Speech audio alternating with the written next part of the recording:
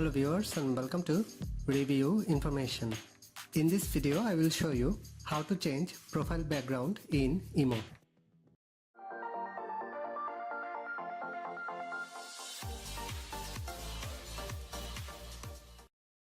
Go to Imo from your apps list.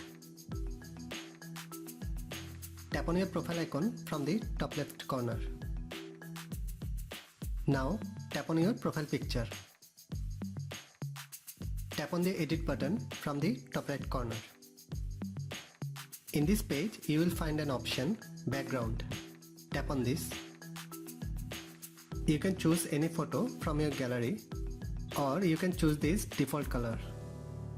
Now choose a color for your background. After that tap on OK.